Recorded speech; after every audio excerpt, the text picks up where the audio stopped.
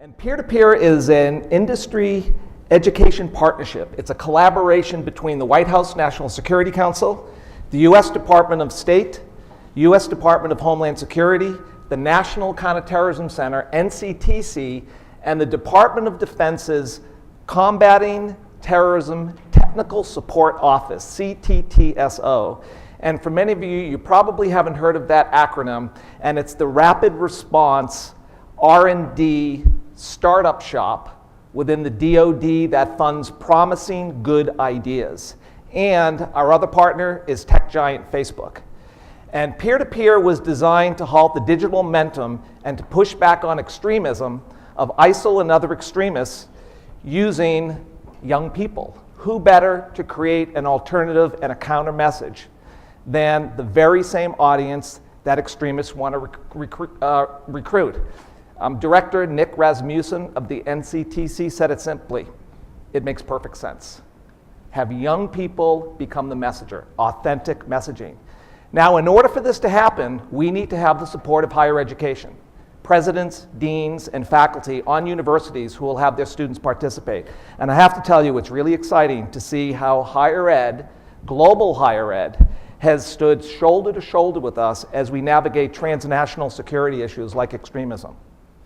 So what I'm going to do today is show you the process, pretending you're a student or a faculty member, so you understand how we're able to access all these universities in the classrooms. And then second, I'm going to walk through some of the campaigns. And I'm also going to share two of them that are actually happening right now. I don't have the results, but they're pretty cool campaigns, and I think you'll be interested in hearing about these. And then, as Stan said, really the stars of the show are going to be Turku in Finland and Lahore and LUMS.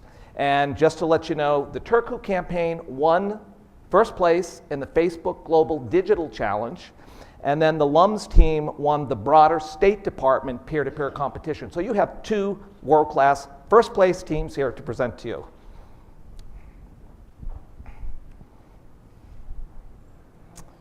Okay, let me just get organized here. So the premise of peer-to-peer is that Gen Y and Gen Z have a better understanding of technology, viral concepts, and social media than government, and consequently should be responsible for the creation of the messages. And we do this by having students, while they're enrolled in a class, earning credit, it actually goes on their transcripts, to develop a social media strategy. And what they'll do is first develop or target 4 different target audiences. We let them decide because they know their communities, countries better than anyone else. Is it the at-risk, the silent majority, which would be Muslims that typically do not speak out against extremism? Is it the uncommitted population, which research indicates have propensity to radicalize because they go through the searching identity phase? Or is it civic-minded university at LUMS in Pakistan, who will galvanize and create movements against extremism? We leave it up to the students to decide the target audiences in their communities. That's part of the magic. And lastly, we give them $2,000. When you give students money to spend, it changes everything. So they're actually able to implement their campaigns. So if you're a student, this basically is what happens. And I'm not going to go into the weeds here, but this is our what we call academic partnership model. And it's a nice balance between structure and creativity. With structure, which means we have a full-time faculty member who will embed peer-to-peer into an existing marketing, advertising, social media, international relations, peace studies class. And then from a student's perspective, how cool is it to have them decide the campaign that they think is most appropriate for their campuses? The credibility, authenticity, and believability is what we as aging boys or women can't do, but millennials and Gen Z can. So we will have anywhere from 6 to 60 students. LUMS was the smallest team, and they got first place, 6 students. Turku was 55 students. So we'll find a faculty member who has that range of students. If you said, Tony, what's a sweet spot? 15, okay, in your countries. What they do is they form an agency. There's a director or a president. Then you have a research department, budget, social media, video production, journalism, graphic design. Everything that happens in real life happens in this class. They read the project brief. which is the cookbook. It talks about the objectives of the program. Since there's regional and international competitions, they have a chance to see exactly what they're going to get scored on. It's all available online. We manage our programs using Basecamp, which is a technology platform. We have full-time staff who will work with the students over the course of the semester. They do research on the target audience, and then they come up with a big idea. And the big idea takes a cue from the marketing world, and it's called a creative brief. So this is from Georgia State. Here's what we want to do. We did our research. Here's how we're going to spend the $2,000. Oh, and by the way, we're going to do 6 or 7 different YouTube videos. Here's a little bit of a storyboard. So what we do is we take a look at this. And I have to hand it to the US government, because when we first decided to do this program, they said, if we get in the approval process, this thing's dead. You cannot have any imprimatur of the US government or State Department on this, or else it is sanitized. So gang, are we willing to give these students a long rope and go do these things? And they did. To their credit, this is the first time the US government is not in control. So we will never say no to an idea. Who are we to say the idea in Colombia won't work? That's the magic of the model. Young people telling us. So then what happens? We give them the money. Then they make it happen. We call it they stand up their campaign. They develop the initiative, whatever it is they do, and I'm going to go through that in a little bit. Now, because it's an international competition, we require students near the end of the semester to put together these, which was a 40-page PowerPoint, and these are covers of the different campaigns from around the world. We have faculty judges who aren't participating go through and do a scoring metrics. Then what we do is we get the top 15 campaigns, highest scoring campaigns, with the National Counterterrorism Center, White House, Facebook, State Department, DHS, and try to decide which 6 teams come to Washington, D.C. And again, we have it broken up into 2 competitions. The broader State Department, and you can see a picture of LUMS up in the upper left. Very exciting, love it. And the judges are State Department and CVE practitioners. Then we have the Facebook Global Digital Challenge, which is Facebook leadership and other SMEs within the CVE world. And we host it in a startup chic kind of place in Crystal City that looks like Menlo Park, but it's not really Menlo Park, but yet for Facebook it works perfectly. And you don't have to dress up like you're at the State Department, so we try to have that kind of cool thing to it. And it's really, really effective. So the students also win $5,000, $3,000, $1,000. And all international teams, which comprise of 5 students and 1 faculty, receive the State Department's International Visitors Leadership Program, which is the IVLP, which, as you know, is a 10-day trip around the United States to promote cultural exchange. So as an international student who does well, comes here, it's a great package. And it's life-changing, as I think our students who will be speaking today can attest to. What we also did at the State Department on February 2nd when we had the event is held our first ever peer-to-peer marketplace of ideas. As you can imagine, we had so many amazing campaigns and you only have 3 teams come. It's really a sin. So we invited schools in Saudi Arabia, England, and the US to set up shop for 2 hours before the presentation. It was fantastic.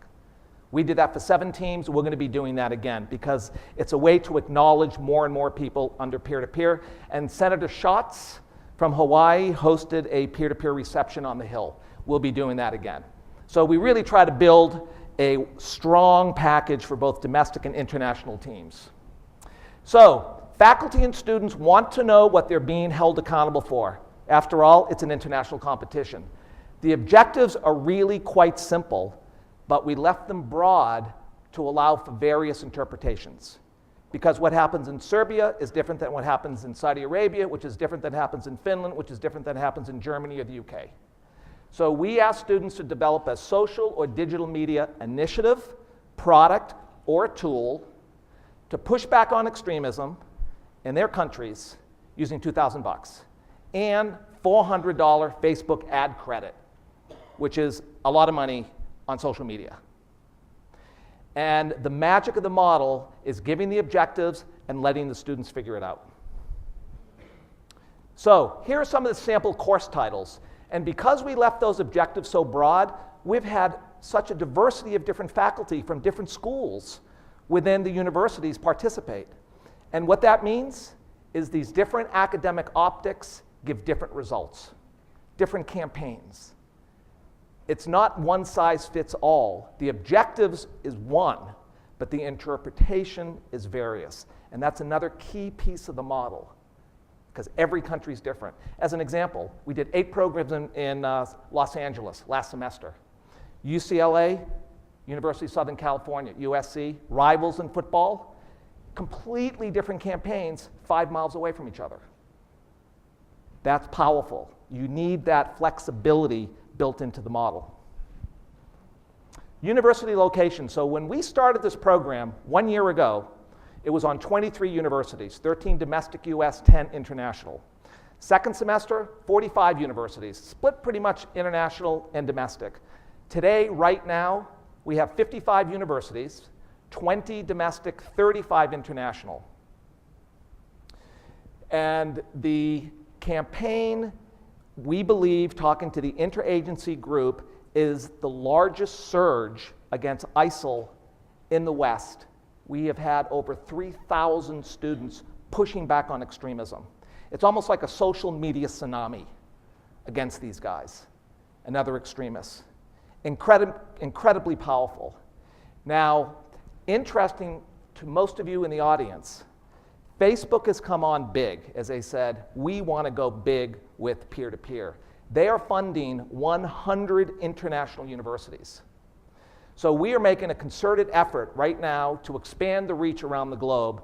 Particularly, you know, we need Europe. Scandinavia is real important, as you'll hear, because of migration and asylum seeking issues. However, we are growing in MENA, the Sahel. We have had absolutely amazing interest in sub-Saharan Africa. It's phenomenal. And Central Asia in all the stands because of the foreign fire and migration into Syria and Iraq. And it is remarkable because I'm the guy who is talking to the posts, and the way it works, I'll just give you a little of the back end story. So Educational and Cultural Affairs in the State Department sends out an email to a post and says, you're not participating, would you like to? They have a chance to say yes or no. Number one. If they say yes, I say, please make some recommendations of universities in your country that you think this would be a good fit. I developed a plug-and-play template letter. Dear faculty, they put the name in. We want your university, they put the name in. Participate in peer-to-peer. If you're interested, contact Tony. It's working incredibly well. We're getting so many new countries to participate. So it starts with post. If you would like schools, let me know, because we have 100 spots to fill. Given re-ups, which means people who've participated in the past, as well as all the new ones, we're probably around 65 right now. And that's been a 5-week effort. People, now that we're going into our 4th semester, this thing works and they want in. They want to use this as a way to get their young people involved in being part of the solution in their communities. This is community-based problem solving using social media initiatives, products, and tools. And I'm going to show you some of those. Now, one other thing to say, last year I had a chance to meet retired General Terry Wolf from National Defense University, Near East South Asia Strategic Center, Center for Strategic Studies in Washington. He came up to me afterward and said, how do I get involved? I want more schools in the MENA region. And for those of you that don't know, NDU-NISA is from Morocco to Kazakhstan. So now we have 33 countries within that band and a ton of universities that are participating. Well, on June 2nd in Casablanca, Morocco, we have our first regional competition, which is fantastic because we're going to have 150 universities around the world in the fall semester doing this. 50 domestic, 100 international. Domestic is being funded by DHS, Department of Homeland Security. So that's going to be the home in the US government for this program. Second, so along with Sovereign Challenge, thank you for the introduction through NDU-NISA, but also we have and will have in the fall our first all-Africa regional competition in Ghana. And that's through the African Center for Security and Counterterrorism. It's a new NGO that I was introduced to through the embassy in Accra. And they are helping mobilize universities in sub-Saharan Africa. The response has been fantastic. We have 5 schools in Nigeria, 4 schools in Uganda, 3 schools in Mauritania. I mean, it's unbelievable that higher ed is so excited and interested in participating in this. So the growth is available to many of you here in the audience. And again, the caveat being post needs to say, I'm in. And that's just kind of like the rules that I have to play by. Okay, this is kind of an interesting piece that's relatively new to the program. So along with developing a social and digital media initiative product or a tool, these are the 12 drivers and preventers of extremism that the State Department has given us. And it's been really exciting to see how students are able to broaden their perspective by narrow focusing on some of these specific issues. As Secretary John Kerry said, there isn't a conflict-free zone on a world map today, with border security, migrant issues, at-risk vulnerable populations in every country and as in the media. So we have students pick some of these, and in Turku, in Finland, that upper left one, refugee migrant security, phenomenal. That was the focus of the Turku campaign with your Choose Your Future campaign. In Switzerland, 3rd place team, they took on the bottom right, cultural heritage preservation. So we allow students to broaden the scope and reach of their campaigns with these drivers, and it's been very effective because I'll be real honest with you, when I first picked up the phone, when the NCTC, NSC said, let's go ahead and do this, that's when it was about 1.5 years ago when you had all the bombings and deaths through ISIL. So I would ask university faculty around the world if they wanted to go head-to-head with ISIL. They thought I was crazy.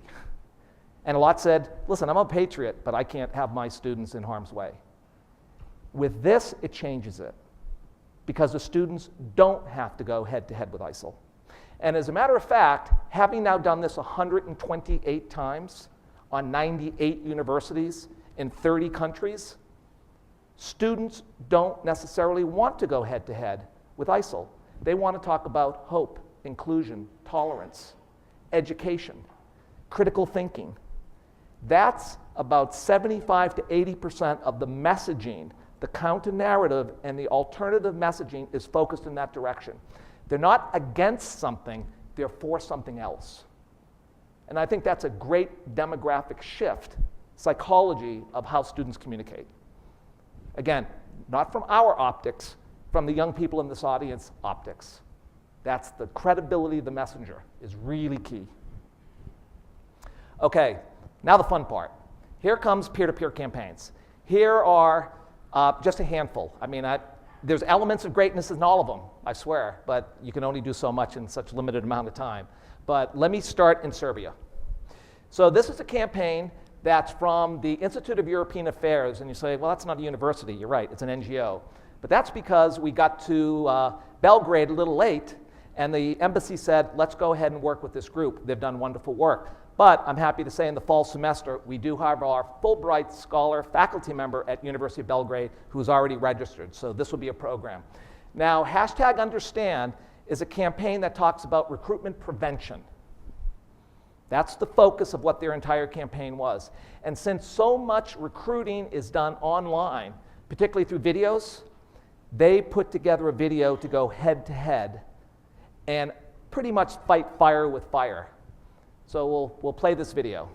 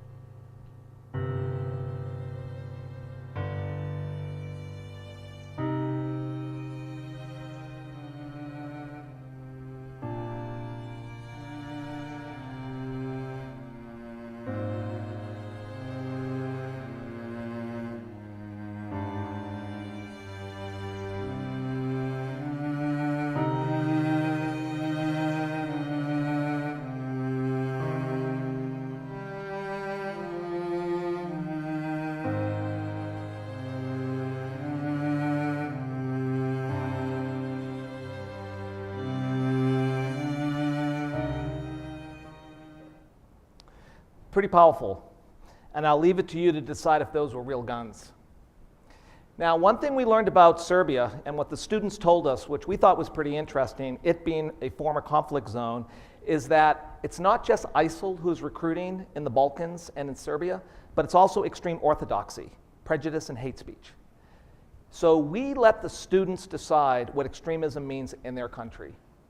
And as an example, in Colorado, where we have 3 schools, yeah, there's a recruitment problem. One of the schools that we're working with, Community College of Aurora, is where the 3 young Muslim girls got stopped at the border in Germany. So we're there right now with peer-to-peer. But also, we've asked the students to take on a local form of extremism, and that's white militia movements in Colorado. So the students decide and interpret what extremism means in their country, and that's really important. Great creative. So this is some of their creative that was used throughout all their different social media. And what's really interesting is, you know, ISIL has a heck of a brand. They are really good at imagery. Well, you know what? So aren't peer-to-peer students who are excellent with software design packaging and video production. We have seen millennials love to apply their social media skills against extremism. So we're getting the same kind of great stuff we see out of ISIL. Goes head to head. It's fantastic. Now, what the students did with their #Understand campaign is built a workshop of recruitment prevention in Belgrade and went to middle schools, high schools, and universities and had really powerful workshops. They also did pre and post research to determine the efficacy of the campaigns, because someone after my presentation is going to ask, so what are the metrics? And I'll share those with you. But yet, they were smart enough to do that. But they also, great story, one young woman said, you know what, now I have some tools where I can talk to an extremist sympathizer friend of mine. And they got it from another peer. I mean, those are the stories that we need to hear. So that was very powerful. This I love. This was their campaign this past semester. They wrote a play called It's Your Choice. It was based upon real-life stories of young kids in Serbia killed in jihad, and took it around to 5 different high schools in Belgrade. Talk about low cost, high impact. And what this was very effective in demonstrating, the power of storytelling as a way to impact youth. The stories of young people just like them that made a choice between the devil on the left or the angel on the right. I love that logo. Very powerful, very symbolic. But yet, the storytelling can impact behavior. And this was a really great idea that they toured. Brilliant, actually. And this is not a tool or a product. This is the initiative. So when I said students are asked to develop a social and digital media initiative, product, or a tool, you see no high tech to this. This is very low tech. And in some countries where we are right now, low tech is in. That's all they have. So that's a way that we can get other countries and young people to participate. Okay, Saudi Arabia. This is Al Faisal University in Riyadh. And I just want to look at my notes on some of this. Bal-Aya campaign means still alive in Arabic, and it's taken from a Quranic verse which means victims of violent acts. So along with a very smart social media campaign and lots of information and education about extremism and statistics about attacks, bombings, and death, 2014 alone, 32,000 Saudis died in extremist attacks. It's a lot of people. What this campaign is really brilliant at doing is encouraging people to post stories and photographs of friends and family that have been killed by attacks. Still alive. Their memory lives on. And it's a way for Saudi society to realize behind every attack, there's a story. Very, very powerful. They also, as you see here, did their campaign in Arabic. Some of you may say, well, you know, my young people in my country aren't proficient in English. That's the way we designed the program. If they want to do it in Russian, if they want to do it in Arabic, we welcome it. When it comes to submitting for the competition, that 40-page PowerPoint, that has to be in English. But everything else can be in country of origin language, which is really important. One of the tools of their campaign is this video, and we'll watch it now.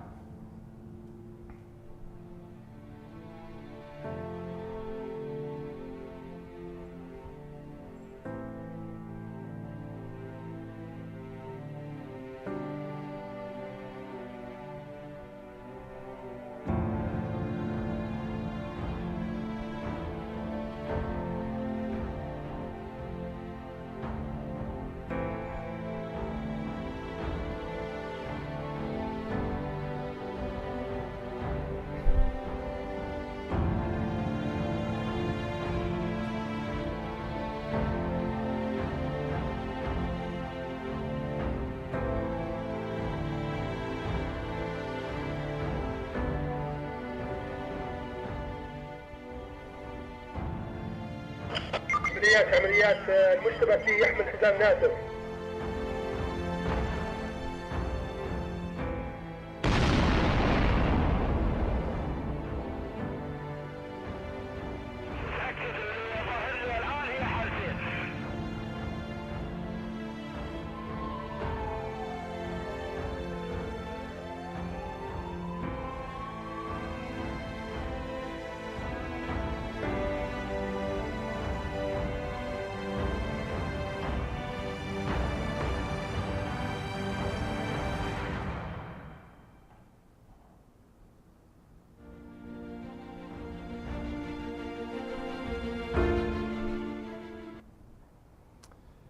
Again, another powerful video.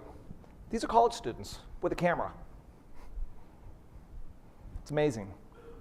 Now, what's really interesting about this campaign, it's not just a social media platform, but because of their particular campaign where you're talking about people who have been killed by extremism in Saudi Arabia, it's the rich narratives and the discussion that are posted online that get Saudi society to talk about death through extremism. And for Saudi Arabia, that's amazing. Now, I met with the Ministry of Interior and Ministry of Education in Riyadh in December. They love this. They actually asked me to do this program in 20 high schools in Saudi Arabia. Now, we are really busy and I just can't pivot to do that. But that tells you Saudi society realizes that they have a smoldering, although 32,000 deaths is a lot of deaths through extremism. But they see the value of this, which is fantastic. And working with the embassy, it looks like we'll have 3 or 4 schools in Saudi Arabia participate in the fall semester, which is fantastic. So here's an interesting one, and this is one of the programs that I referenced that's happening right now, and it's in Belgium. It's actually in Brussels, the Zelius College. And they don't have a lot of results, but yet it's a pretty cool campaign, and I want to do the best I can to explain it. So the millennials at this Belgian university believe that social media community needs to be more critical of extremist information that's found online.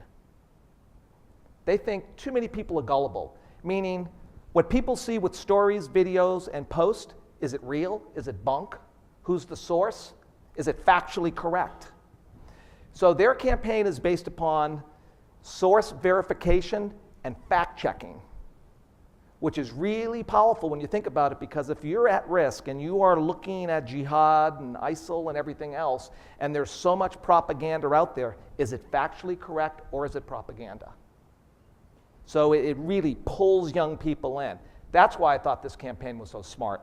So what they've done, they've actually hired researchers, professional validators, authenticers in Belgium to take a look at the posts, the stories, and the videos that have been posted, and will do the research to decide the veracity or the truthfulness, or is it just a myth of what's happening. Really, really powerful tool that the students in Belgium have developed. Now, what also I thought was interesting, they actually created a workbook for high school students and high school teachers. Not that their comments, their research can be posted online because they're not expert or elite researchers, but it gets, what's the purpose? It gets young people to think critically. It engages them to think about messaging in a peer environment. And that's hugely powerful. So no one has done this out of the 128 different campaigns, and I think this is absolutely fantastically brilliant. And this is pretty cool too. They actually have a competition called Scout Competition. So if you want to see how much you know about extremism, and if it's true, factual, the veracity, is it a good message, they will post a statement and then post a source. And then you have to go out and do the research to find out if it's factually correct or if it's a myth. So I don't know if you can read it. Stan, can you read that from there? Because I thought I would just read one. You can't. Okay. So let me just, because it's pretty interesting. So here's an example of the statement. Statistics from the Federal Crime Agency show that from a period from 2003 to 2014, 1 of every 2 asylum seekers had criminal charges filed against them. So that's the statement. Now here's the source. Zalkawi, 2016, Austria, and here's the comment. Half of all asylum seekers are criminals. True or false? So those, and I don't have the answer, okay? It seems false, but yet now you as the young person go do hunt and search to find out if that's factually correct. And then you can win prizes based upon how many times you do it. I think it's a brilliant campaign. We're just, I mean, again, I'm not sharing a whole lot because it's just taken off. They received their funds about 2 weeks ago, but I think the schematics of the idea, I think, is brilliant. Very, very good. Okay, Curtin University, Perth, Australia. This is a really interesting program, and you'll know why in a moment. So this was 16 digital media students, hand-selected for a special topics course. That means for 15 weeks, they did nothing else other than peer-to-peer.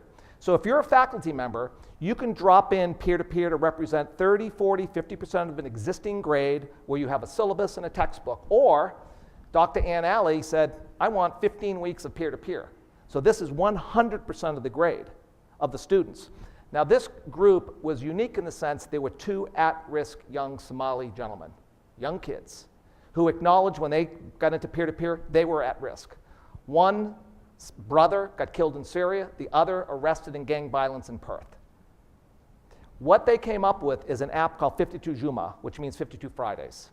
And it's, I'm going to play a video and you can see the contents of it, but yet it's absolutely remarkable because what happened to these young Somali boys, they became heroes within the Somali community in Perth. Moms and dads actually thanked the campus administration and particularly Dr. Alley for saving their boys. This program saved lives. And that's another story that we believe is an important metric. Here's the video.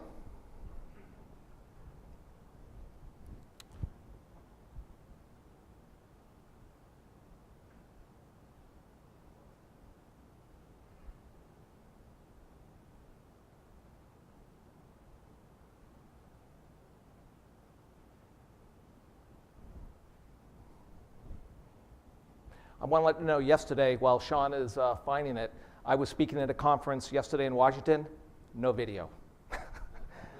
So this is like lightweight problem compared to yesterday. No videos. 52 Juma is a world-first initiative to guide young, vulnerable Muslims towards a positive view of themselves and their place in the community. 52 Juma is an interactive app to enhance personal identity, social interaction, and positive community spirit among Muslims 15 to 18 years old. After the free download, users create a profile selecting their own goals for personal and spiritual growth. 52 Juma presents them with weekly multi-level challenges on Friday, the day of prayers.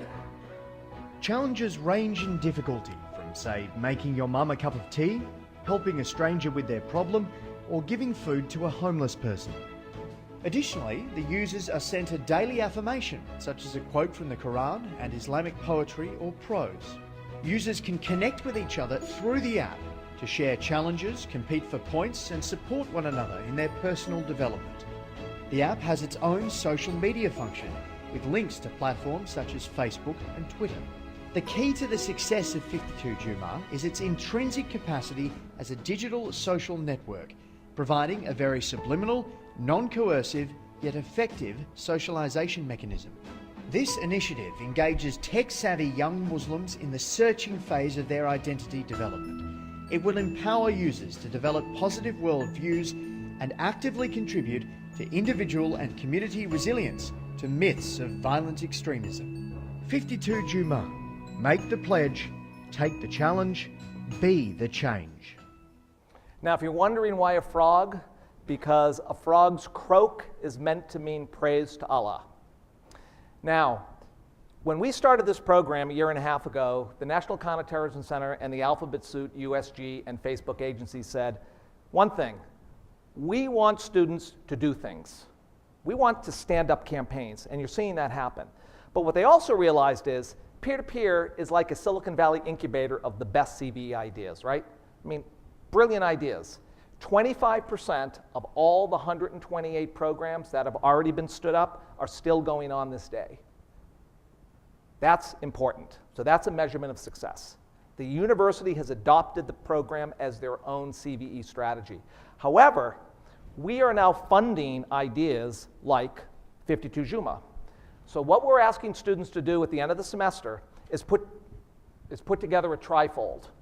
And this trifold is very similar to the fashion industry lookbook. And it comes out of the fashion industry itself, where I will go to a buyer and say, here are the fall fashions. You've got 11 colors, 13 sizes. What do you want to buy? So we are shopping the best peer-to-peer ideas to foundations, private sector, enterprise, NGOs, and 52 Juma got funded by the Colsa Corp. 10,000 bucks. Now it can go on the App Store. So we're looking at other things right now, and it's a great way even to build social entrepreneurship in some countries, where students can create businesses around their own ideas. Sean, should I try clicking, or I'll wait? Okay. Well, I know I'm going to be taking, let's see, how are we doing time-wise? We're good? Okay. Say again? Okay.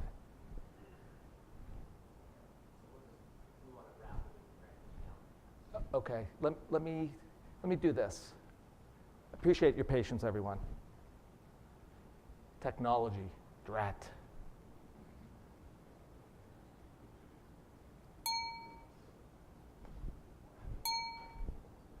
Wow. What I wanted to do, okay. Yeah, I want to get Afghanistan up here and honor Mr. Ghaffori, who has been kind to introduce us to. Mr. Ghaffori, where are you? There we are.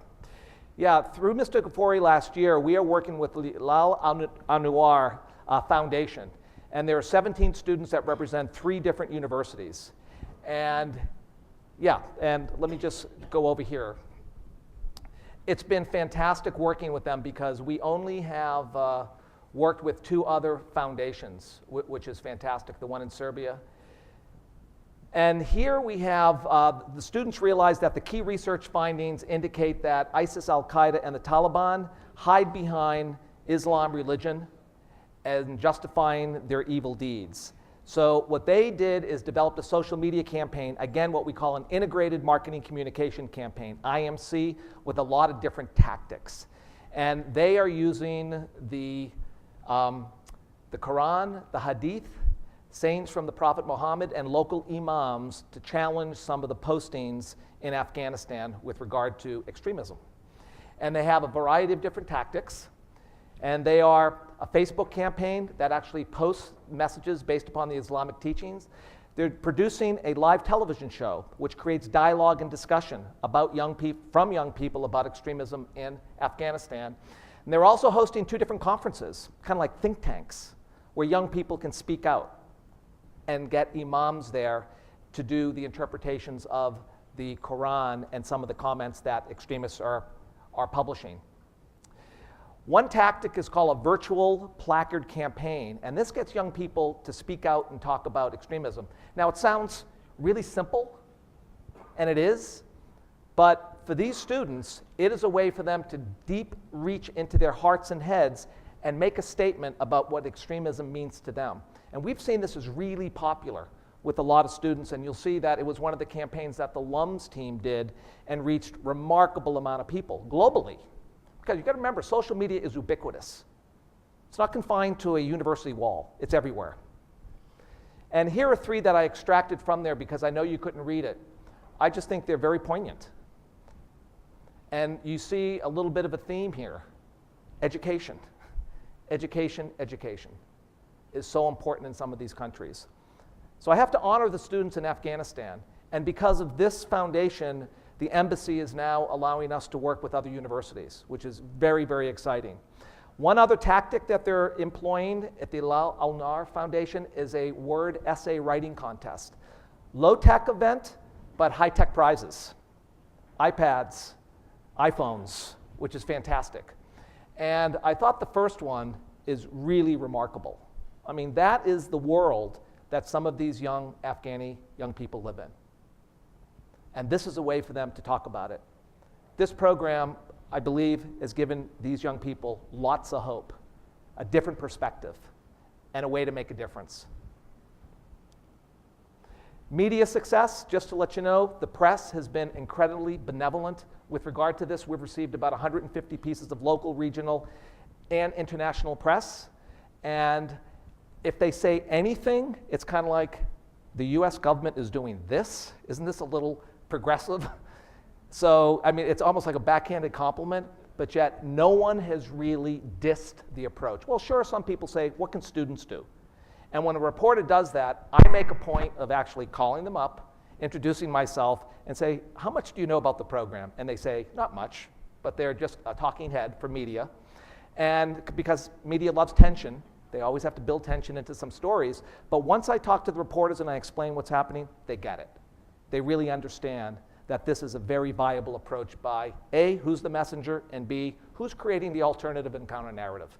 It's not aging boys or aging girls, it's young people. Gen Y and Gen Z, which is below Gen Y. There's your little bit of demographic training right there. The new generation, Gen Z.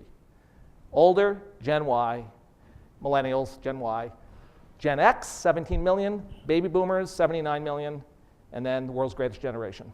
Largest generation, US history, Gen Z, Gen Y. 89 million. A force to be reckoned with. So, wrapping up. Here is the Facebook Global Digital Challenge winner. And I'm going to introduce Tommy Padilla in a moment. After Tommy, you're going to have the pleasure of having 3 of the 6 students from Lahore present their LUMS campaign. And I'm going to end on this note. Here are 2 letters, emails that I received from our faculty in Afghanistan and our new faculty in Spain. And they obviously are very happy with the program, not only as a project for a class, which is what it is, experiential learning. This is project-based learning. Learn by doing. Here's some money, go make something happen. But they also see that it's a really savvy, smart approach to extremism. They fully understand that the US government and Facebook, with a deft hand and a light touch, are making this program happen. They really believe this is an important, novel way, with large scale to address the problem. So with comments like this, and given the initiative is about 1.5 years old, and is scaling up to 100 international universities, of which, again, I welcome your input if you'd like to participate, please do, and 50 domestic, that peer-to-peer is a do program. It's not just talking about extremism, it's not just thinking about extremism, it's mobilizing youth to do something about it. And youth want to do things. And you'll hear that in a moment. And thank you.